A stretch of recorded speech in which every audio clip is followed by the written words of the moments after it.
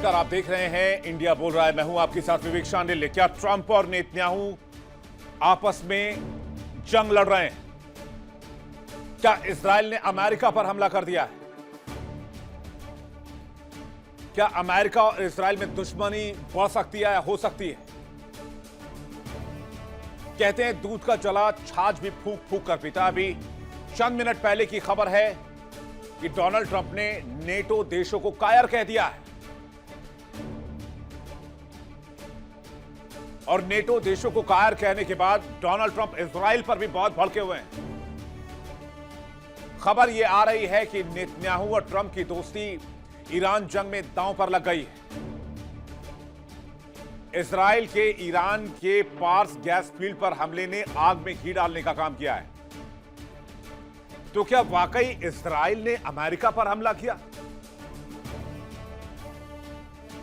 Directly और indirectly. और Iran ने जवाबी कार्रवाई में मिडिल ईस्ट के अमेरिकी कंपनियों को निशाना बनाया, जहां पर अमेरिकी कंपनी तेल निकालने के काम में लगी हुई है। यानी इजराइल ने जो तीर चलाया तेहरान पर, वो तीर पहुंच गया अमेरिका, यानी कि अमेरिकी इंटरेस्ट पर। यानी इजराइल ने तेहरान पर जो अटैक किया वो अमेरिका पर इनडायरेक्ट अटैक हो गया और इसलिए डोनाल्ड ट्रंप गुस्से से आग बबूला है। खबर यह है कि ट्रंप और नेतन्याहू के बीच तू मैं और हॉट टॉक भी हुई है, जिसके बाद बेंजामिन नेतन्याहू बैक फुट पर हैं और वो कह रहे हैं अमेरिका जैसा कहेगा हम वैसा ही करेंगे।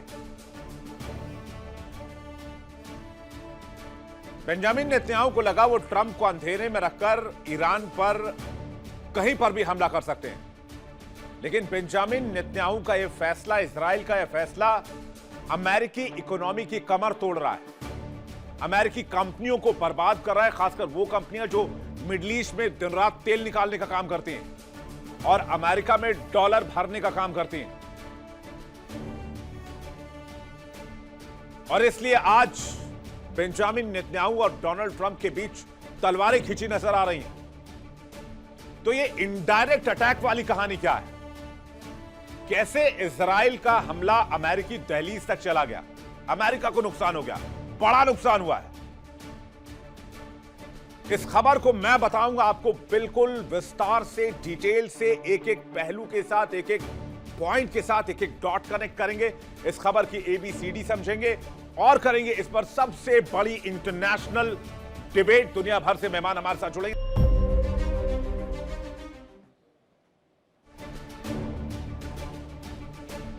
इजराइल के कहने पर अमेरिका ने ईरान पर अटैक किया, लेकिन अचानक ऐसा क्या हुआ कि इजराइल आज की तारीख में अमेरिका के लिए सबसे बड़ा सिरदर्द बना हुआ है? क्या इजराइल ने अमेरिका पर हमला कर दिया है? चलिए इस खबर को विस्तार से समझते हैं। नेतन्याहू ने ईरान के गैस फील्ड पर हमला करने में जाने अनजाने में अपने सबसे बड़े मददगार डोनाल्ड ट्रंप की पीठ में छुरा घुमा। वो बहुत मशहूर कहावत है, चिराग तरे अंधेरा होता है।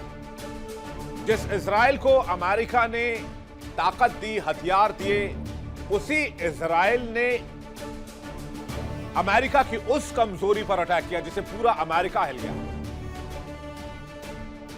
इजराइल ने यह हमला डायरेक्ट किया, इनडायरेक्ट किया, यह समझने वाली बात। इसके पीछे इजराइल की मंशा क्या वो भी क्लियर नहीं है, लेकिन हमला तो हुआ, यह मैं आपको बताऊंगा कैसे। चलिए समझते हैं। इजराइल ने ईरान के पार्स गैस फील्ड पर हमला किया, जिसकी तस्वीर आपने देखी और ये तस्वीर हम आपको लगातार दिखा रहे हैं। ये खबर आपने सुनी। तो ईरान ने क्या किया? ईरान ने मिडिल ईस्ट में तेल गैस इलाकों में लगातार अटैक शुरू किया और मिडिल ईस्ट में सिर्फ खाड़ी देशों की कंपनियां नहीं है जो तेल निकालने का काम करती हैं। अमेरिका की कई कंपनियां मिडिल ईस्ट में ऑपरेट करती हैं और इन कंपनियों के साथ पार्टनरशिप में काम करती हैं और सब के सब ईरान के हमलों की जद में हैं। यानी इजराइल ने जो हमला किया वो अटैक इनडायरेक्ट अमेरिका पर ट्रांसफर हो गया। यानी एक तरह से कहिए तो इजराइल ने अमेरिका पर ही हमला कर दिया। अब अमेरिका, इजराइल दोनों देशों में इस वक्त इस बात को लेकर बहुत टेंशन है माना यह भी जा रहा है कि डोनाल्ड ट्रंप नेतन्याहू में और अमेरिका और इजराइल के अधिकारियों में काफी हॉट टॉक भी हुई है, गर्मा गर्म बातचीत, जिसके बाद नेतन्याहू ने कहा है कि अमेरिका जैसा कहेगा वैसा ही करेंगे। अमेरिका ने कहा है कि उन जगहों को निशाना ना बनाया जाए जो एनर्जी इंफ्रास्ट्रक्चर से जुड़े हुए हैं। अब डोनाल्ड ट्रंप फंस गए। अब उनके लिए यह लड़ाई न निगली जा रही है, ना वो उगल पा रहे हैं। और इस पर दो लाइनें याद आती कि वही हुआ ना जिसका डर था हमें, दो से ही निकला आस्तीन का सांप। लौ तो जला दी थी उसने मरुथल में, लेकिन अब उसी की आग जला रही है हमें। इजराइल ने ईरान के पार्स गैस फील्ड को निशाना बनाया, वो भी बगैर अमेरिका को कॉन्फिडेंस में लिए हुए। उसे लगा कि हम ईरान को घुटने पर लेते आएंगे और ईरान इसके बाद सरेंडर कर देगा, लेकिन ईरान ने ऐसा पलटवार किया कि पूरा खेल ही बदल गया। इसके बाद इजराइल अमेरिका आमने सामने आ गए। ईरान ने मिडिल ईस्ट में तमाम तेल और गैस इलाकों को टारगेट किया जहां अमेरिकी दिग्गज कंपनी जैसे एक्सॉन मोबिल और शेवरॉन जैसी अमेरिकी कंपनियां ऑपरेट करती हैं। और आपको यकीन नहीं है तो चलिए मैं आपको बताता हूं मिडिल ईस्ट में अमेरिकी कंपनियों का वर्चस्व कैसे काम करता है, कहां कितना निवेश है। एक्सॉन मोबिल दुनिया की सबसे बड़ी तेल कंपनियों में से एक है, जो मिडिल ईस्ट की एक बहुत बड़ी खिलाड़ी कंपनी में से जानी जाती है। यूएई के अपर ज़क़ोम ऑयल फील्ड में साझेदारी है। सऊदी अरब में सेमरीफ रिफाइनरी हिस्सेदारी लगभग 50% है। ऑक्सीडेंटल पेट्रोलियम यानी कि ऑक्सी के नाम से है, यूएई के शाह गैस फील्ड में साझेदारी है। उत्पादन बढ़ाने में बड़े प्रोजेक्ट्स में साथ काम करती है। एक और कंपनी है ईओजी रिसोर्सेज, जो अमेरिका की शेल फोकस्ड कंपनी है। यूएई में अनकन्वेंशनल ऑयल एक्सप्लोरेशन कंसेशन के लिए काम करती है। एक और कंपनी कोनोकोफ्लिक्स, काम इसका है कतर और लीबिया में उत्पादन का काम देखना, और एक दिन का उत्पादन है 1,47,000 बैरल पर डे। तो क्या ईरान के हमलों की जद से ये बाहर है? नहीं, ईरान के हमलों की जद से ये बाहर नहीं, इनको भी नुकसान हुआ है और इसलिए अमेरिका जो है वो कांप गया है। तो इजराइल को कह रहा है क्या कर दिया तुमने, जाने अनजाने में हम पर ही हमला कर दिया, हम तो आपके लिए लड़ने के लिए आए थे। तो खबरें ये आ रही कि व्हाइट हाउस और तेल अवीव के बीच फोन की लाइनें बहुत गर्म है। हॉटलाइन पर बातचीत चल रही है, तू मैं का दौर है। ट्रंप ने ईरान के पार्स हमले की निंदा की है। डोनाल्ड ट्रंप ने साफ तौर पर कहा है कि हमने कभी नहीं कहा कि ऑयल इंफ्रास्ट्रक्चर को निशाना बनाओ। अमेरिका के बिजनेस को दांव पर लगाकर इजराइल अपनी जंग नहीं लड़ सकता है। सुनिए डोनाल्ड ट्रंप ने क्या कहा। I told him don't do that, and he won't do that. We didn't discuss. We do. I told him don't do that, and he won't do that. We didn't discuss. We do. I told him don't do that, and he won't do that. We didn't discuss. We do. I told him don't do that, and he won't do that. We didn't discuss. We do. अब दोनों देशों की नीति भी contradictory हो रही है। आपने सुना डोनाल्ड ट्रंप को, उन्होंने कहा कि हमने कहा कि भाई आप ऐसा मत कीजिए, ये ठीक बात नहीं है और ये हमारा एम भी नहीं है, हमारा एम रिजीम चेंज का था। दिक्कत यह है कि इससे अमेरिकी कंपनियों के हितों को नुकसान हो रहा है। अब डोनाल्ड ट्रंप क्या, वो अमेरिका फर्स्ट की नीति पर चलते हैं, नेतन्याहू इजराइल फर्स्ट की नीति पर चलते हैं। नेतन्याहू ने मौका देखकर चौका लगाने की कोशिश की। अब उनको लगा इतने हमले हो ही रहे हैं तो इजराइल लगे हाथ ईरान के पेट्रोलियम गैस इंफ्रास्ट्रक्चर को भी तबाह कर दे, जिससे कि ईरान कभी तेल बेच ही ना पाए और उसे तेल बेचने में 10 साल 15 साल लग जाए जब तक नया इंफ्रास्ट्रक्चर तैयार ना हो। लेकिन दांव पर अमेरिकी कंपनियों का हित आ गया। अमेरिकी कंपनियों ने फोन मिलाया डोनाल्ड ट्रंप को कि आपकी नीतियों की वजह से मार हमें पड़ रही है, हमारे लोग मारे जा रहे हैं, हमारा इंफ्रास्ट्रक्चर तबाह हो रहा है, हमने जो इन्वेस्ट किया वो खत्म हो रहा है। तो दोनों के हित यहां पर क्लैश कर रहे हैं। बेंजामिन नेतन्याहू ईरान का सफाया चाहते हैं, रिजीम का नहीं। डोनाल्ड ट्रंप रिजीम चेंज करना चाहते हैं, वो ईरान के इंफ्रास्ट्रक्चर को नष्ट नहीं करना चाहते। अब इसी वजह से अमेरिका इजराइल आमने सामने है। तो ईरान के पार्स पर हुए हमले पर नेतन्याहू ने क्या कहा है? जब डोनाल्ड ट्रंप से बातचीत हुई होगी, डोनाल्ड ट्रंप से कि उनके ऑफिस से जब फोन आया होगा, उसके बाद कैसे सुर बदले हैं नेतन्याहू के, खुद सुनिए। Fact number one, Israel acted alone against the Slawia gas compound. Fact number two, President Trump asked us to hold off on future attacks, and we're holding out. What do we see? What happens if are there any signs that the Iranian regime is cracking? A lot of signs. A lot of signs. I wish I could divulge all of them. Israel acted alone against the Slawia gas compound. Fact number two, President Trump asked us to hold off on future attacks, and we're holding out. What do we see? What happens if are there any signs that the Iranian regime is cracking? A lot of signs. A lot of signs. I wish I could divulge all of them. तो Benjamin Netanyahu क्या कह रहे हैं? Benjamin Netanyahu कह रहे हैं कि parse gas field पर जो हमला किया उसमें अमेरिका की कोई भूमिका नहीं है। ये फैक्ट नंबर 1 है, ये मैं क्लियर कर देना चाहता हूं, क्योंकि दुनिया में सवाल उठाए जा रहे थे कि अमेरिका के कहने पर हमला हुआ है।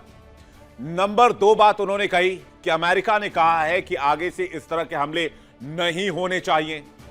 तो मैं ये भरोसा देना चाहता हूं, ये बेंजामिन नेतन्याहू के वर्ड जो मैंने आपको भी सुना है, उन्होंने कहा मैं ये भरोसा देना चाहता हूं कि आगे से ऐसे हमले नहीं होंगे। अब इसके पीछे का खेल समझ लीजिए क्या है। एक तो नंबर 1 जो मैंने आपको बताया, अमेरिकी कंपनियां हिट हो रही हैं और वो अमेरिकी इंटरेस्ट में नहीं है, और मिडिल ईस्ट तो उनका पैकअप होगा इस जंग के बाद। ये तो मैं आपको लिख के देता हूं, अमेरिका कितना भरोसा दिला दे, अब मिडिल ईस्ट के देश अमेरिका के भरोसे में तो नहीं आने वाले। बेशक वो चाइना का रुख कर रहे, रशिया का रुख कर रहे हैं, किसी और देश की तरफ चले जाएं, अमेरिका की तरफ नहीं जाएंगे। तो एक नुकसान ये हो गया। दूसरा नुकसान क्या होगा? अगर यहां से तेल इंफ्रास्ट्रक्चर, गैस इंफ्रास्ट्रक्चर पूरी तरीके से नष्ट होते, अभी तक 15 से 20% तेल और गैस इंफ्रास्ट्रक्चर टूट चुकी है। अगर ये इंफ्रास्ट्रक्चर ढहेगी तो क्या होगा? ट्रंप के लिए साख का सवाल हो जाएगा। इजराइल को वो अपने हाल पर छोड़ देंगे और यहां से पैकअप करके चले जाएंगे वापस कि अब हमारी लड़ाई नहीं रह गई है, ये इजराइल और ईरान की अपनी लड़ाई हो चुकी है, क्योंकि इजराइल हमारे हिसाब से नहीं चल रहा है। इसलिए दोनों नेता अब अपने अपने फायदे के हिसाब से देख रहे हैं और एक दूसरे के खिलाफ हो गए। अब मिडिल ईस्ट में एनर्जी सेक्टर को जल्दी से मैं आपको बता देता हूं। इजराइल के हमले के बाद ईरान ने तेल गैस वाले इलाके में कहां कहां हमला किया, जिससे कि ईरान को नुकसान हुआ और अमेरिका नाराज है। पहला तो मैंने कहानी आपको बताई, साउथ पार्स गैस फील्ड का इलाका जो बहुत बड़ा गैस का भंडार है। ईरान ने हमला किया रास लफान में, कतर में, रियाद रिफाइनरी में सऊदी अरब में, रेड सी रिफाइनरी में सऊदी अरब में, हाइफा ऑयल रिफाइनरी में तेल अवीव में। इसके अलावा हबशान गैस प्लांट यूएई पे हमला किया और शाह गैस फील्ड यूएई पे हमला किया। साथ ही मीना अल अहमदी प्लांट पर कुवैत में हमला किया। अब एनर्जी सेक्टर पर हमले के बाद अब तक कितना नुकसान हो गया यह भी जान लीजिए। 4 गैस ट्रीटमेंट प्लांट क्षतिग्रस्त हुए हैं ईरान के अंदर, यानी कि ईरान से जो गैस निकलना था 4 ट्रीटमेंट प्लांट से, वो फिलहाल रुक गया है। यह ईरान की 70 से 75% गैस आपूर्ति बाधित कर सकता है। अब चलिए आप कतर, रास लफान दुनिया का सबसे बड़ा एलएनजी हब है, इंडिया का मैक्सिमम एलएनजी इसी हब से आता है। तो भारत का भी प्रेशर है, एलएनजी उत्पादन लाइनों को बहुत नुकसान हुआ है। कतर की 70% गैस निर्यात क्षमता खत्म हो गई है और इसको रिस्टोर करने में कितना वक्त लगेगा? लगभग 5 साल लग सकते हैं 17% को रिस्टोर करने में और 100% के पोटेंशियल तक पहुंचने में, और सालाना करीब $20 बिलियन के राजस्व का नुकसान हो सकता है। रास तनूरा में आ जाइए, सऊदी अरब में है, सऊदी का सबसे बड़ा तेल प्रसंस्करण प्लांट है, 5.5 लाख बैरल पर डे निकालता है। ड्रोन हमले के बाद काम अस्थायी रूप से रोकना पड़ा है। सैमरेफ रिफाइनरी पे आ जाइए, सऊदी अरब का सबसे बड़ा रिफाइनरी है, ढांचागत नुकसान बहुत बड़ा हुआ है, इसको रिकवर करने में टाइम लगेगा। रुवैस रिफाइनरी यूएई की दुनिया में सबसे बड़ी रिफाइनरी में से एक है, इसे एहतियातन क्लोज करना पड़ा है क्योंकि डर है कि यहां पर भी हमला हो जाएगा। और डर नहीं है, ईरान ने अलर्ट किया है मिडिल ईस्ट के सभी देशों को कि जितने भी गैस और ऑयल रिफाइनरी प्लांट से उन सबको खाली कर दो, कभी भी मिसाइल अटैक हो सकता है, इसलिए कई प्लांट्स बंद कर दिए गए हैं। तो यह है सिचुएशन फिलहाल ट्रंप साहब के सामने। ट्रंप कुछ भी बर्दाश्त कर सकते हैं, लेकिन डॉलर का नुकसान नहीं बर्दाश्त कर सकते, चाहे सामने इजराइल ही क्यों ना। ट्रंप ने सार्वजनिक तौर पर कहा कि उन्होंने नेतन्याहू को एनर्जी सेक्टर पर हमला नहीं करने को कहा था। ट्रंप का कहना है कि उन्हें इस हमले की जानकारी पहले से नहीं दी गई थी और यह बात कबूल की है बेंजामिन नेतन्याहू ने, जो बयान आपको हमने सुनवाया। अब नेतन्याहू और ट्रंप के बीच दरार की 5 बड़ी वजहें भी आप देख लीजिए। पहली वजह, सबसे पहले इजराइल ने जो साउथ पास गैस फील्ड पर हमला किया और उसकी जानकारी अमेरिका को नहीं दी, क्योंकि अगर अमेरिका को जानकारी होती तो शायद डोनाल्ड ट्रंप रोक लेते और कहते ये ठीक नहीं, अभी आप वहां हमला मत कीजिए। इससे अमेरिका का इंटरेस्ट भी टूट सकता है। दूसरी वजह, ऊर्जा ठिकानों पर हमला न करने की सलाह को नजरअंदाज करना, क्योंकि अमेरिका ने पहले वार्न किया था हमारा एम रिजीम चेंज का है। तीसरी वजह, वैश्विक तेल की कीमतों में जबरदस्त उछाल है और सबसे ज्यादा नुकसान अमेरिका को हुआ है। अमेरिका में सबसे ज्यादा ऑयल प्राइसेस हाइक हुए हैं पिछले 14 दिनों में। चौथी वजह, नेतन्याहू की एक तरफा कार्रवाई का दावा। बेंजामिन नेतन्याहू ने कहा कि हमने ये एक तरफा कार्रवाई की है, जबकि इससे पहले अमेरिका का नाम भी इसमें खींचा जा रहा था। और पांचवी वजह, युद्ध का लक्ष्य। अमेरिका और इजराइल ने, याद कीजिए, किस बात पर हमला किया था ईरान पर। इस बात पे नहीं किया था कि ईरान तेल निकालता है या गैस निकालता है या व्हाटएवर जो भी कुछ करता है। इसलिए हमला किया था कि उसके पास परमाणु, एनरिच्ड परमाणु, संवर्धित यूरेनियम है। इसलिए हमला किया था कि खामनेई 1989 से रिजीम में बने हुए हैं, उनको हटाना है, तो वो भी अचीव नहीं हो पाया और इसलिए अब दोनों देश आमने सामने हैं। हालांकि नेतन्याहू अभी भी कह रहे हैं कि अभी कोई दिक्कत वाली बात नहीं है, लेकिन टेंशन उनके चेहरे पर साफ देखी जा सकती है। आप तनाव उनके चेहरे पर देखेंगे। अगर जो बाइट वो चली थी, पीसीआर से रिक्वेस्ट करूंगा वो फ्रेम लेकर आए, सिर्फ विजुअल फ्रेम, उनके चेहरे को देखिए। बेंजामिन नेतन्याहू बहुत सादगी और फ्रेश मूड में नजर आते हैं कभी भी, लेकिन उस बाइट में उनके चेहरे को अगर आप देखेंगे, ये देखिए, ये तस्वीर, तनाव से भरा हुआ चेहरा। एक बार फिर से लेकर आइएगा प्लीज। ये देखिए, तनाव से भरा हुआ चेहरा। लेकिन हकीकत यह है कि अमेरिका ने इजराइल को अगले ऐसे किसी भी हमले से पीछे हटने की चेतावनी दी है। तो अब इस युद्ध में भविष्य क्या है, चलिए बातचीत करने के लिए मेहमानों का बड़ा पैनल इस वक्त हमारे साथ जुड़ रहा है। सब चलते हैं मेहमानों के पास। इस वक्त हमारे साथ जुड़ रहे हैं विंग कमांडर आलोक सहाय, रक्षा विशेषज्ञ, बहुत स्वागत है आपका। ग्रुप कैप्टन तपेश चौधरी हमारे साथ जुड़ रहे हैं, बहुत स्वागत है आपका। मेजर जनरल सुधाकर हमारे साथ जुड़ रहे हैं, सुधाकर जी बहुत स्वागत है आपका। अहमद मसीह खान हमारे साथ जुड़ रहे हैं, सीनियर जर्नलिस्ट, अमेरिका से लाइव इस वक्त हमारे साथ जुड़ रहे हैं। आप सभी का बहुत स्वागत है। लेकिन आप मेहमानों का रुख करूं उससे पहले एक ब्रेकिंग न्यूज दर्शकों को बता देना चाहता हूं। बहुत बड़ी खबर आ रही है, डोनाल्ड ट्रंप ने नेटो को धमकी दे दी है, नेटो देशों को कायर बताया है, कागजी शेर बताया है और कहा है कि नेटो समर्थन नहीं दे रहा है, इन कायरों को मैं बाद में देख लूंगा, हमें किसी की मदद की जरूरत नहीं है, सहयोग नहीं मिलने पर भविष्य पर असर होगा। नेटो जैसे कायरों को हम, नेटो देश जैसे कायरों को हम याद रखेंगे।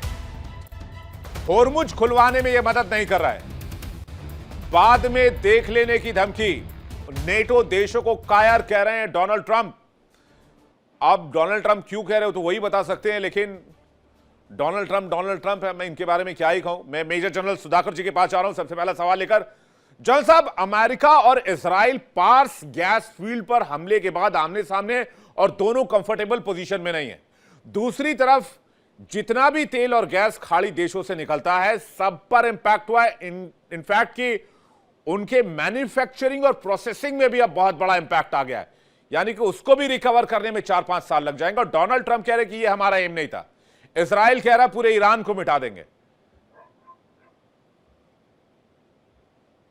विवेक, सबसे पहले मेरा आवाज सुनाई दे रहा है ना? बिल्कुल आपकी आवाज आ रही है सर। सबसे पहले आपको मैं तहे दिल से धन्यवाद देता हूं कि आपने आपके शो के लिए मुझे इनवाइट किया और हमारे जो डिस्टिंग्विश्ड को पैनलिस्ट हैं उनको भी शुभकामनाएं देता हूं। Welcome sir. जहां तक आपके सवाल है, सवाल की जवाब में निचोड़ में सिर्फ यही कहना चाहता हूं कि ये जो ओरिएंटेशन अभी जो नतीजा निकल के आ रहा है उभर के, ये अमेरिका का एक स्ट्रेटेजिक ह्यूमिलिएटिंग डिफीट की तरफ दर्शाता है। एक स्ट्रेटेजिक ह्यूमिलिएटिंग डिफीट कभी ना कभी, आइदर कल परसों, हो सकता है 5-7 दिन के अंदर, इनके पास कोई रास्ता नहीं है। मैं शुरू से कहते आ रहा हूं, ये कोई भी लड़ाई शुरू करने के लिए बहुत आसान होता है, लेकिन जो एग्जिट है उसको निर्णय करने में बहुत तकलीफ होती है। ये एक लड़ाई ना उनका शुरू ना उनका एग्जिट के बारे में कोई थिंक थ्रू या सोच विचार किया गया है। इनका पॉलिटिकल ऑब्जेक्टिव आप तो 2-3 बार बता दिए हैं, एक न्यूक्लियर वेपन और दूसरा है रेजिम चेंज। इसके बारे में भी उनका कोई क्लैरिटी नहीं था। लेट मी टेल यू, ये एक हड़बड़ी में हेस्टिली डिसाइडेड एक उनको इम्प्रॉम्प्टू टारगेट मिला और उन्होंने सोचा था पहले से शायद इस किस्म के अनोखा किस्म का एक टारगेट मिला है, उसको दे धमाके एक ही झटके में 60 सेकंड के अंदर पूरा एकदम मार डाले। मेरे को लग रहा है आइदर नेतान्याहू और डोनाल्ड ट्रंप के बीच में कुछ ऐसा बातचीत हुई है 29 दिसंबर 2025 को मारालागो में, फ्लोरिडा में, जिसके बारे में ओपन सोर्स को कुछ पता नहीं है। ना उनका जो डीएनआई जो नेशनल इंटेलिजेंस डायरेक्टर है उनको कुछ पता है, ना उनके जो एडवाइजर्स है उनको कुछ मालूम है। ये आपस में कुछ डिसीजन लिए हैं for greater Israel. Greater Israel एक डॉक्यूमेंट में लिखा हुआ मिलेगा आपको, उसको कहते हैं क्लीन ब्रेक। वो क्लीन ब्रेक 96-97 में एक by partisan top secret document बनाया गया था। नेतन्याहू उसमें एक मेंबर है। ये नेतन्याहू के दबाव के वजह से उनको सपोर्ट करने वाले हैं। एक इजरायली लॉबी है अमेरिका में। आज के दिन में अमेरिका में अगर घूमते फिरते मिलेंगे लोग तो कहते हैं कि ये तो कांग्रेस को पूरा खरीद डाला है।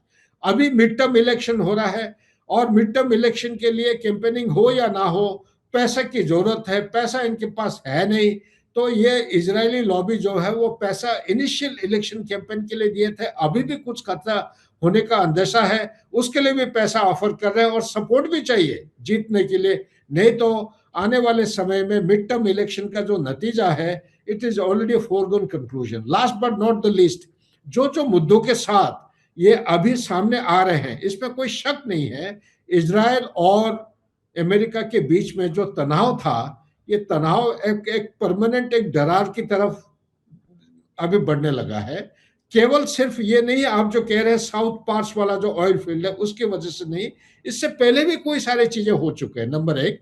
नंबर दो, अभी बातचीत चल रही है कि 2500 मेरिन्स को वो इंडक्ट करने जा रहे हैं एक बुट्स ऑन ग्राउंड ऑपरेशन के लिए। ये कहां पे, क्या पूरा ईरान कंप्लीट देश में घुसाएंगे या तेहरान के अंदर या स्ट्रेट ऑफ हरमुज में ऑपरेशन करने जा रहे हैं, या जो खाग आइलैंड में 90% तेल वहां से निकलता है। चाइना का एक्सपोर्ट जो होता है यहां से ईरान से, यहीं से जाता है डिस्काउंटेड प्राइस क्रूड ऑयल में, तो क्या उसको ऑक्यूपाई करने जा रहे हैं? मेरे विचार के मुताबिक अमेरिका का जिस तरफ नुकसान होते जा रहा है और ये जिस किस्म की रिटेलिएशन होते जा रही है ईरान का, जी मेरा गट फीलिंग, मिलिट्री साइंस यही कह रहा है कि इससे आगे अगर अमेरिका बढ़ाएगा तो बहुत नुकसान पहुंचेगा। उसको ह्यूमिलिएशन की, उसको विड्रॉल या उसको पुल बैक करने का कोई एक एग्जिट ऑप्शन मिलना बहुत मुश्किल है।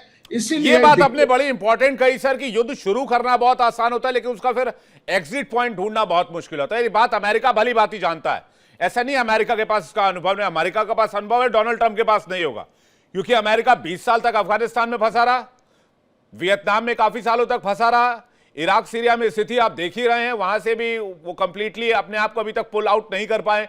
तो ये एक बढ़िया, आपने बहुत बढ़िया पॉइंट दिया। लेकिन मैं जा रहा हूं सीधे अभी विंग कमांडर आलोक जी के पास। आलोक जी, आप बताइए क्या इजराइल के खिलाफ अमेरिका क्या स्टेप ले? इजराइल ने तो ईरान पर हमला करके इनडायरेक्टली अमेरिकी इंटरेस्ट को नुकसान पहुंचा दिया पूरे मिडिल ईस्ट में। मिडिल ईस्ट में सिर्फ खाड़ी देशों की कंपनियां नहीं है, सारी अमेरिकी कंपनियां वहीं बैठी हुई है, सब तेल निकाल रहे हैं बैठ के वहां पर। तो जो इजराइल का अटैक था पार्स पे, वो इनडायरेक्टली तो अमेरिका पर पहुंच गया। विवेक जी, देखिए, ऐसी बात नहीं है कि इन दोनों देशों को पता नहीं था कि इस तरह की परिणति होगी इस युद्ध की। इनको ये पता नहीं था कि शायद वहां पर रिजीम चेंज जो है वो असंभव हो जाएगा ये शायद पता नहीं था इनको। लेकिन विनाश होगा, ईरान जो है वो पूरा दम लगा करके अपने मिसाइल्स और रॉकेट्स और ड्रोन से आक्रमण करेगा। मिडिल ईस्ट देशों में वो शुरू से ही बोलता रहा है कि वो तबाही मचाएगा, तो इसका अंदेशा तो इनका था। लेकिन इनके सारे के सारे कैलकुलेशंस धरे रह गए। इनका पहला ऑब्जेक्टिव आप देखिए कि रिजिम चेंज, वो अब इनको भी साफ पता चल गया है कि रिजिम चेंज वहां नहीं होना है। कारण यह है कि उनको पता है कि आप जितने भी लीडरशिप मारे, second tier third tier leadership आती रहेगी। वहां के लोग तैयार नहीं हो रहे हैं विद्रोह करके सत्ता संभालने के लिए। स्ट्रीट पर लोग जो पहले आ रहे थे, जिस तरह से विद्रोह हुआ था, पता नहीं क्या बात है, वहां लोग नहीं आ रहे हैं। कुछ तो ऐसी खबरें आ रही हैं कि इस आक्रमण के बाद से शायद वहां का जो रिवॉल्ट है वो दब गया है और लोगों में एक नेशनलिस्ट फीलिंग आ गई है, जिसके कारण ईरान जो है वो एकत्रित हो गया है। दूसरा इनका ऑब्जेक्टिव क्या था कि यूरेनियम का संवर्धन वहां रोकना और उसको तबाह करना, वो भी पूरा नहीं हुआ है। अभी आज ही रिपोर्ट आई है, CIA ने रिपोर्ट दिया है कि 440 केजी संवर्धित यूरेनियम ईरान के पास है। आज रिपोर्ट सबमिट हुई है, आज अभी टीवी चैनल्स पे ये दिखाई दे रहा था। तो अब तो आपने उसको भी अपने कब्जे में नहीं लिया, वो कहां है, क्या संवर्धन आप उसका रोक पाए हैं, क्या वो इंस्टॉलेशन जहां पर ये संवर्धित यूरेनियम पर काम चल रहा है वो तबाह हुआ है कि नहीं हुआ है, कोई गारंटी नहीं है। आपने कुछ भी इसका क्लेम नहीं किया, तो संवर्धित यूरेनियम भी आज के डेट में वैसे ही अटका हुआ है। हाँ, आप ये सोचते थे कि ईरान की आप कमर तोड़ देंगे, उसके पास जो जखीरा है हाँ। मिसाइलों का, ड्रोन्स का, वो भी आप नहीं कर पाए हैं। क्योंकि आज जो आप एस्टिमेट देखिए, करीब 80,000 से ऊपर तो उसके पास ड्रोन है, और अभी तो उसने मात्र कुछ हजार ड्रोन छोड़े हैं। तो और अब भी वो लगातार छोड़ता जा रहा है। कोई ऐसा साइन नहीं दिखाई दे रहा है कि ईरान में मिसाइल्स और ड्रोन्स लॉन्च करने की कैपेसिटी कम हो। तो कोई भी ऑब्जेक्टिव अभी पूरा नहीं हुआ है, इसलिए अमेरिका बुरी तरह फंसा हुआ दिख रहा है। और इसीलिए मैं बता रहा हूं, नहीं, विवेक जी, इजराइल ने बगैर अमेरिका को बताए ईरान के पार्स गैस फील्ड पर हमला क्यों किया? वो इसलिए किया कि इजराइल का ऑब्जेक्टिव बड़ा क्लियर है। इजराइल का मेन ऑब्जेक्टिव है कि ईरान की कमर तोड़ना, ताकि भविष्य में ईरान जो है वो इजराइल के लिए अस्तित्व का खतरा न बने। ये फर्स्ट ऑब्जेक्टिव है इजराइल का, जबकि अमेरिका का ये ऑब्जेक्टिव नहीं है। तो इसलिए उस जोश में आकर के इजराइल ने ये कदम उठाया। तो फिर अमेरिका इजराइल की लड़ाई क्यों लड़े? हाँ, ये बात तो अमेरिकी अधिकारी भी पूछ रहे हैं, अमेरिकी जनरल्स भी पूछ रहे हैं कि हमारी बात तो एक तो मान नहीं रहे, फिर हम उनकी लड़ाई क्यों लड़ें? और अमेरिकी बेटे बेटी इस जंग में अपना बलिदान क्यों दें? नहीं, देखिए विवेक जी, मैं थोड़ा सा असहमत हूं। अमेरिका जब इस जंग कूदा है तो उसको भी मालूम था कि वो इजराइल के लिए कूदा है। ईरान जो है वो डायरेक्ट अमेरिका के लिए अभी कोई खतरा नहीं था, अभी खतरा नहीं था। इंटरकॉन्टिनेंटल बैलिस्टिक मिसाइल बना लेता, न्यूक्लियर पावर हो जाता, तब भले ही खतरा था। तो अभी तो अमेरिका उतरा है इजराइल के ही खातिर, इसमें कोई शक नहीं है। तो अमेरिका को यह सब कुछ जो झेलना पड़ रहा है वो अमेरिका के ही कारण है, अमेरिका के ही कारण है विवेक जी, इसके लिए कोई और दोषी नहीं है। जी हाँ, ठीक है। तपेश जी कुछ कहना चाह, तपेश भाई कुछ कहना चाह रहे हैं जी। तपेश जी, मैं थोड़ा सा डिफरेंट व्यू रखता हूं, बट आपने एक शेर बोला था तो आज मैं भी एक बोलता हूं ईरान की तरफ से। बिल्कुल शुरू कीजिए सर। मैं मस्त हूं अपनी मस्ती में और जाता नहीं किसी की बस्ती में, और आग लगी जो मेरी मस्ती में तो आग लगा दूंगा सबकी बस्ती में। तो ये ईरान की तरफ से था। मैं आपको बस अब ये बताता हूं कि how the events have phloem, तुरंत समझ में आ जाएगा कि इजराइल ने ऐसा क्यों किया। देखिए, मिडिल ईस्ट के जो इन्वॉय हैं अमेरिका के, मिस्टर विटकॉफ, इजराइल ने उनको कन्विंस कर लिया कि अपराइजिंग जब ईरान में फेल हो गई कि अगर हम टॉप लीडरशिप को हटा देते हैं तो ईरान में सत्ता चेंज हो जाएगी और हम उसको कैप्चर कर सकते हैं, अपनी सत्ता बिठा सकते हैं। वही विटकॉफ साहब ने और बेंजामिन नेतन्याहू साहब ने ट्रंप साहब को समझा लिया, बिना सोचे समझे। जैसे ट्रंप साहब हैं, ये मुझे समझाने की जरूरत नहीं है, वो इस आग में कूद गए और पहले दिन उन्होंने टॉप लीडरशिप को खत्म कर दिया। उसका इंपैक्ट देखा, वो इंपैक्ट नहीं हुआ, तो उन्होंने बोला कि चलो इनकी मिसाइल पावर और ड्रोन पावर खत्म कर देते हैं और न्यूक्लियर सब पे बम मार देते हैं, तो फिर उनके पास कुछ बचेगा नहीं। पब्लिक तो अगेंस्ट है ही है। बीच में वो बच्चियों के स्कूल पे बम गिर गए और इन्होंने ईरान की सारी मिसाइल साइट्स और सब पे बम मार दिए, लेकिन ईरान इसके लिए बहुत पहले से तैयार था।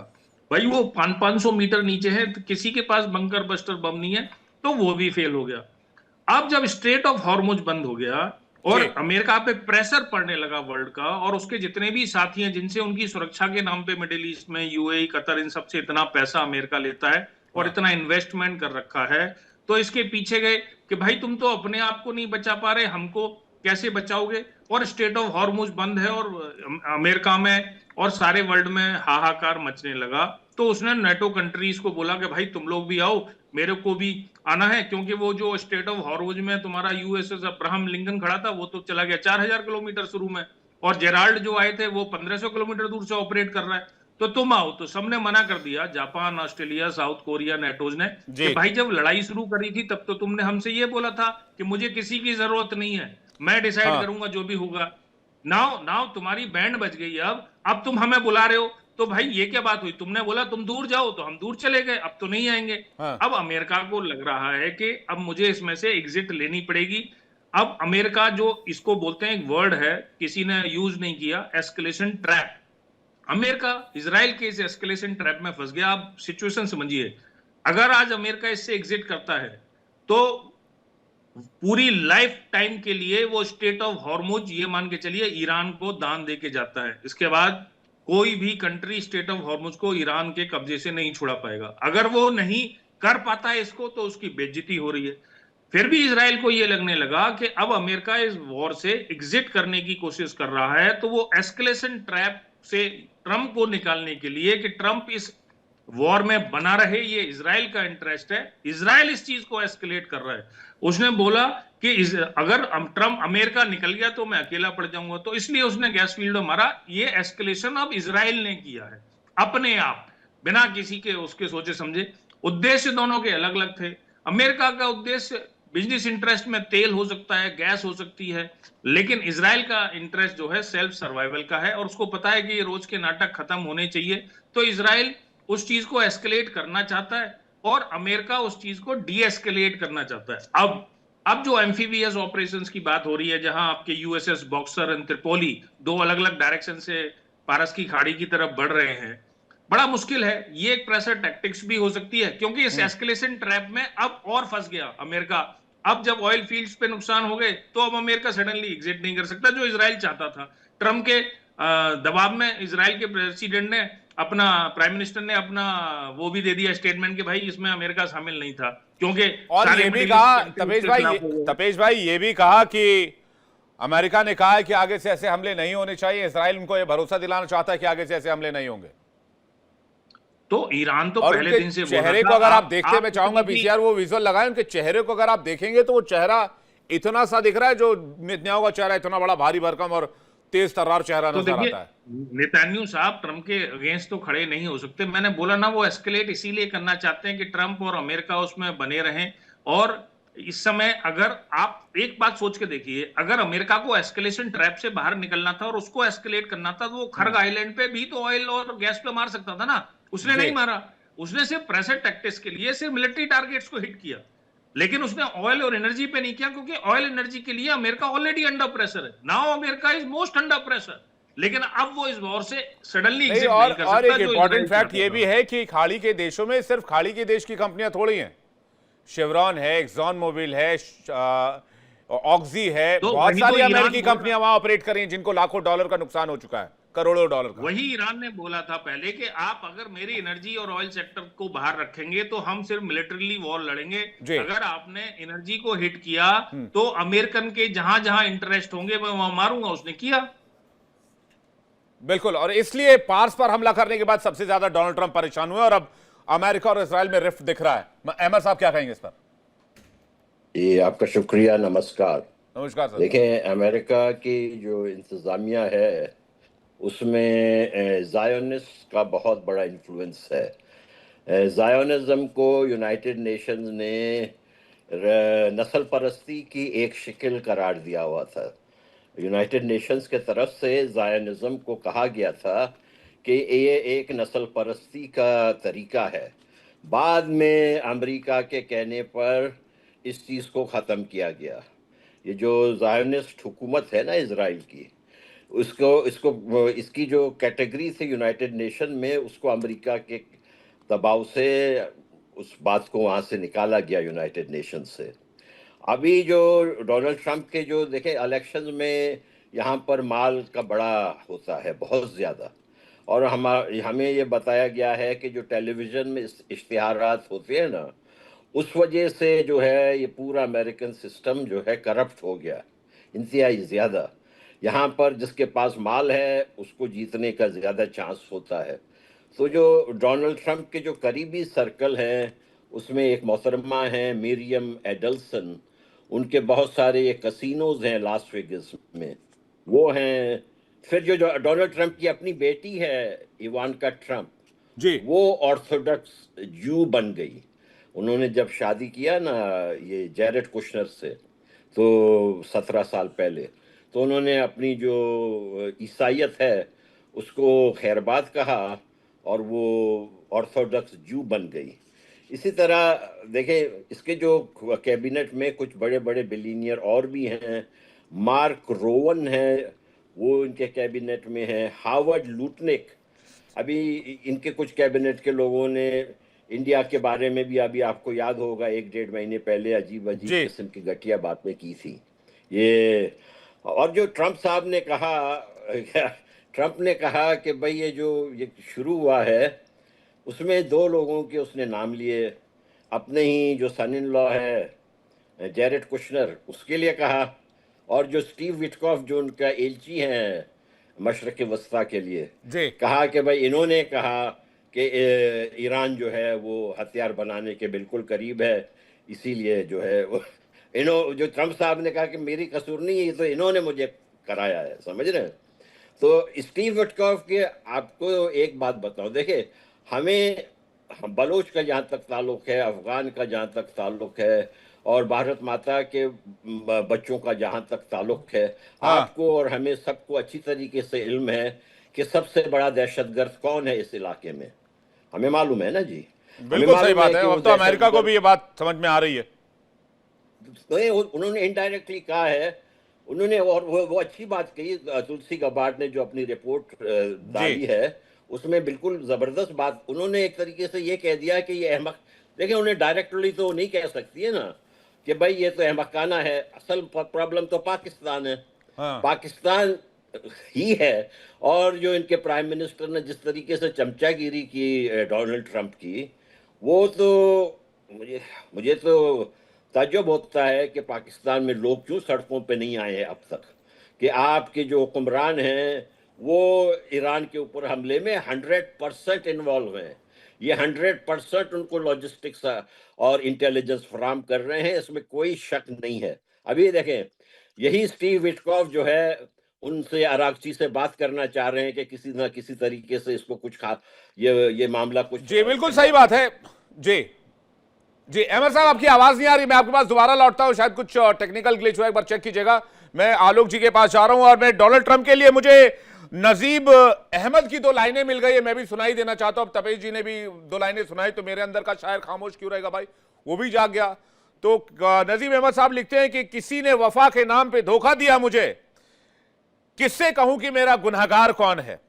और अफजल खान लिखते हैं एक शायर की, तू भी सादा है कभी चाल बदलता ही नहीं। वो इजराइल को कह रहे हैं ट्रंप साहब, तू भी सादा है कभी चाल बदलता ही नहीं, हम भी सादा हैं इसी चाल में आ जाते हैं। तो कितनी बार अब इजराइल के चाल में आएंगे अमेरिका वाले तो समझ में आता नहीं, लेकिन अब यहां से अमेरिका क्या करेगा, वापस निकलेगा, इजराइल के ऊपर जंग छोड़ देगा। लेकिन जो बात तपेश जी कह रहे हैं कि वो नाक का सवाल है, छोड़े तो फिर हुरमुज के लिए जिंदगी भर हाथ धो बैठेंगे। मैं पहले सुधाकर जी का रिएक्शन ले लो, फिर मैं आलोक जी आपके पास आ रहा हूं। सुधाकर जी। मेरा असेसमेंट ये कहता है कि ये टिकेंगे नहीं, बहुत जल्दी छोड़ के क्यूबा की तरफ मूव करना शुरू कर देंगे। क्यूबा की तरफ चले जाएंगे, मतलब एक और हमला करेंगे। ये क्यूबा के बाद और भी एक देश है 3-4 देश है, एक के बाद एक वो करते रहेंगे, पूरा टेन्योर उनका खत्म हो जाएगा। लेकिन इसके बाद यहाँ पे ज्यादा देर टिकेंगे नहीं। नहीं तो ट्रम्प ये साहब पूछताछ की तो आगे। सुधाकर सर, ट्रम्प साहब तो शांति दूत बनकर आए थे, ये अचानक से अशांति दूत कैसे बन गए? हाँ, यही सवाल सबके मन में है आज के दिन में विश्व में। Americans themselves they have not been able to understand Donald Trump का है क्या, क्या सोच रहे हैं, क्या कर रहे हैं, किस दिशा में देश को ले जा रहे हैं। पूरा विश्व भी तड़प रहा है। अभी बिना सोचे समझे लड़ाई शुरू कर दिए।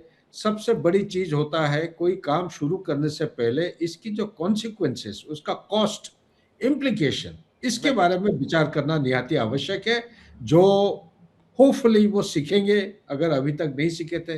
इजराइल तो यानी कि आप ये कह रहे हैं कि हमले से पहले ये तैयार कर लेना चाहिए था कि हमारा एग्जिट कहां से होगा, कि हम इस एक्सप्रेसवे पर आ रहे हैं, इस एक्सप्रेसवे का फलाना नंबर का खंबा और फलाने जगह से राइट लेना है और वहां से हमारी गाड़ी एग्जिट पे निकल जाएगी। आप ऑपरेशन सिंदूर देखिए ना विवेक, ऑपरेशन सिंदूर का हिंदुस्तान ने वो कहते हैं इसके लिए, बाय द वे ये जो एंट्रैपमेंट, सॉरी, ये तपेश ने बड़ा अच्छा टर्म यूज किया, मैं क्या बताया, वो कौन सा ट्रैप है? Escalation trap, escalation trap, escalation trap. ये आप 31 मई को एक आर्टिकल अगर पढ़ेंगे मेरे नाम पे, ये 31 मई 2025 को ये एक आर्टिकल छपा है, उस आर्टिकल में ये टर्म को मैं यूज किया हूँ। और उसके बाद ये जो 28 फरवरी को जो उन्होंने बम फोड़ा था इसके ऊपर और मारे थे लोगों को, उससे करीब 7 दिन पहले 21 फरवरी 2026 को एक आर्टिकल निकला है। इसके बारे में जो साफ टर्म यूज कर रहे हैं, इसी को विस्तार रूप में लिखा गया है कि कैसा धीरे धीरे डोनाल्ड ट्रंप को नेतान्याहू बेवकूफ बना के वो ट्रैप में फंसा रहा है और ऐसा जगह पे ले जा रहा है जहां से वो निकलना बहुत मुश्किल, उसके लिए मुश्किल साबित हो सकता है, जो हो चुका है। अभी वो रास्ता ढूंढ रहे हैं किसी भी तरह। डोनाल्ड ट्रंप का पर्सनालिटी और कैरेक्टर को अगर आप अंदाज लगाएंगे, ये he is quite capable of saying overnight कि मैं जो कुछ अचीव करना चाह रहा था अचीव कर लिया हूं, जय हिंद, बाय बाय, अपना लड़ाई लड़ो, मैं जा रहा हूं जहां मुझे जाना है, और क्यूबा की तरह वो चल पड़ेंगे। क्या इजराइल की गलती का जो खून वाला घूंट है, वो खून का घूंट पीकर रह जाएंगे डोनाल्ड ट्रंप? आलोक जी, आपका आंसर। अब विवेक जी, मैं थोड़ा सा कुछ दूसरा ओपिनियन रखता हूँ। जितनी बर्बादी हो चुकी है अमेरिका की, 16 के करीब जहाज इनके नष्ट हुए हैं, 10 से 11 रीपर ड्रोन बर्बाद हुआ है, और फिर KC-135 रिफ्यूलर टैंकर बर्बाद हुआ है, करीब $20 बिलियन का खर्चा हो चुका है, और जिस तरह से ट्रंप फंस गए हैं उनके पास कोई ऑल्टरनेटिव नजर नहीं आ रहा है। ऐसे में अगर वो निकलते हैं तो उनकी और भी बदनामी होगी, और इसी डेस्परेशन में ट्रंप जो है वो हो सकता है कुछ बड़ा कदम उठाएं। तो ये तो आलोक सर, ये तो गैम्बलिंग वाली बात हो गई कि अगर हम जुए में पहला दाव हार गए तो अगले में कवर कर लेंगे, और अगला भी हार गए तो उसके अगले वाले में कवर कर लेंगे, और वो कवर कभी होता नहीं और इंसान पूरी की पूरी अपनी सेविंग्स गवा बैठता है। विवेक जी, मुझे ऐसा लग रहा है कि स्ट्रेट ऑफ हॉर्मुज पे शायद ट्रंप साहब दाव खेलेंगे उस एरिया को कंट्रोल करने के लिए, और हो सकता है मेरीन एक्शंस या डेल्टा फोर्स का एक्शन या तो उस क्षेत्र के लिए या तो कोई ऐसे क्षेत्र के लिए जहां से अंडरग्राउंड सिटीज में ड्रोन्स और मिसाइल्स को ये तबाह नहीं कर पा रहे हैं, उस जगह के लिए। इसी दो एक जगह में से हो सकता है लिमिटेड फुट्स ऑन ग्राउंड हो सकता है। बिल्कुल, हाँ जी। तपेश भाई, आपका रिएक्शन, क्या विकल्प बचे हैं? बेसिकली अमेरिका का थोड़ा सा, जो सबने बोला है, थोड़ा सा भ्रम टूटा है, क्योंकि अमेरिका अपने आप को खुदा समझता था। और देखिए, ये मल्टीपोलर वर्ल्ड इकोनॉमिकली तो हो गया है, बट अमेरिका को आज भी ये भरोसा है कि डिफेंस के मामले में मैं यूनिपोलर वर्ल्ड में काम करता हूं।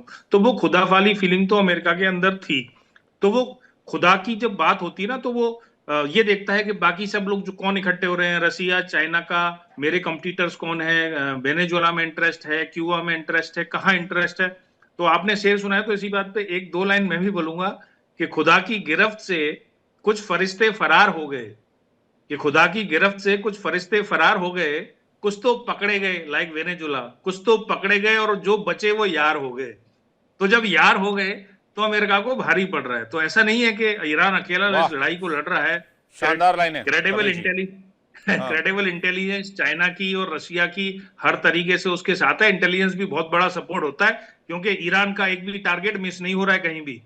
हमें, और इतने बड़े सिस्टम्स जिसको थार्ड पेट्रियट जिसकी हम बात कर रहे थे, तो आज ईरान अपनी मर्जी से जहां चाहता है वहां हिट कर रहा है। तो ये एक क्रेडिबल इंटेलिजेंस भी बहुत जरूरी होती है। तो चलिए उसके बाद अब क्या होगा, ये लॉन्ग वॉर है, कोई कुछ भी बोले, ट्रंप इससे अभी नहीं निकल सकता। चाहे वो बूट्स ऑन ग्राउंड की बात करें जो इजी ऑपरेशन नहीं है, अगर उन्होंने 2 एम्फीबियस बॉक्सर और जो मैंने त्रिपोली बोला, उन्होंने स्ट्रेट ऑफ फारस की खाड़ी की तरफ हॉर्मुज के थ्रू जाना पड़ेगा, पर खर्ग आइलैंड पे वो कैप्चर करने की कोशिश कर सकते हैं जो 400 किलोमीटर अंदर फारस की खाड़ी में है, जो इतने हॉस्टाइल टेरिटरी में वो जब आदमी गुजरता है तो सी पे पूरा कंट्रोल होना चाहिए और एयर पे कंट्रोल होना चाहिए। Can he afford? नहीं, एज ऑन डेट नहीं। ये तो क्या वहां से वो एम्फीबियस ऑपरेशन की बजाय एयरबोर्न असॉल्ट ऑपरेशन करेंगे? नहीं। बट ये प्रेशर फायदा नहीं होगा अल्टीमेटली। बूट्स ऑन ग्राउंड जब तक नहीं करेंगे तब तक कोई डायरेक्ट फायदा नहीं मिलेगा, और बूट्स ऑन ग्राउंड में गारंटी नहीं है कि वो अफगानिस्तान पार्ट 2 या वियतनाम पार्ट 2 नहीं होगा।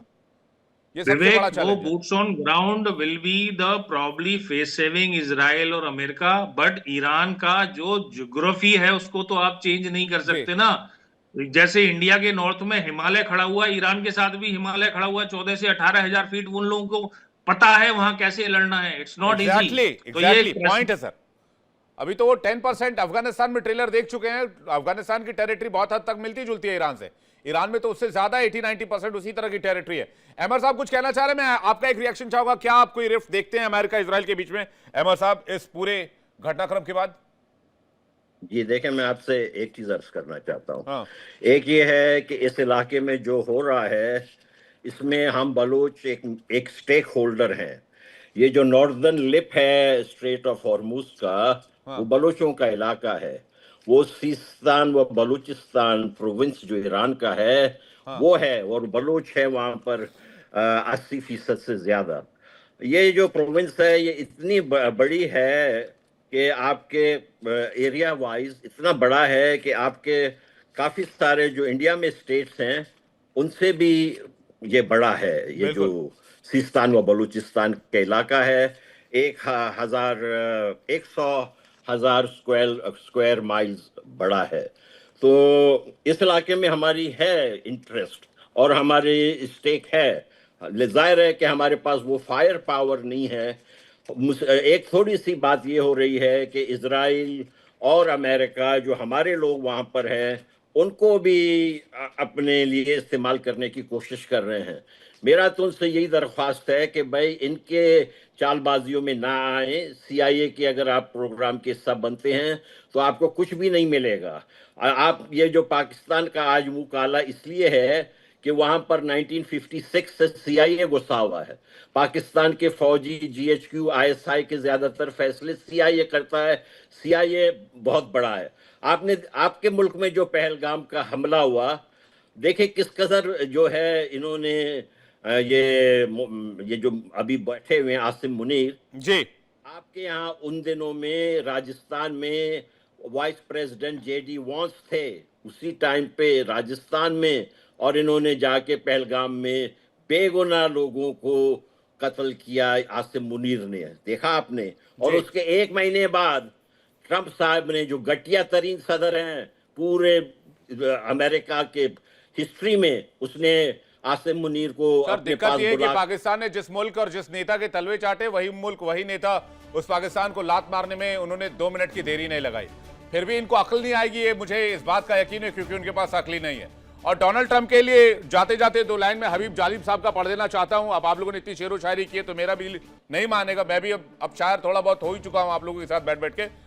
तो उनके लिए 2 लाइनें ये कि तुमसे पहले जो शख्स यहां तख्त नशी था, तुमसे पहले जो शख्स यहां तख्त नशी था, उसे भी अपने खुदा होने का उतना ही यकीन था। तो ट्रंप साहब अभी इसी गुमान में जी रहे हैं। उनका गुमान अब फिलहाल तो टूटता नजर आ रहा है, लेकिन पूरी तरह से कब तक चूर होगा ये देखने वाली बात होगी। आप मेहमानों का बहुत शुक्रिया हमारे साथ जुड़ने के लिए और अपना कीमती वक्त देने के लिए। बहुत बहुत धन्यवाद। दर्शकों आपका भी बहुत बहुत शुक्रिया। लेकिन ये कहानी आगे बढ़ेगी और मिडिल ईस्ट की ये लड़ाई फिलहाल नहीं रुकने वाली। हो सकता है कि अमेरिका एक सेफ एग्जिट लेके यहां से निकल जाए। डिबेट में फिलहाल इतना ही। ब्रेक में जाने से पहले आपको बता दें, इंडिया डेली अब आपकी स्मार्ट टीवी पर मौजूद है। इंडिया डेली 24/7 देखिए अपने स्मार्ट टीवी पर लाइव होता रहता है।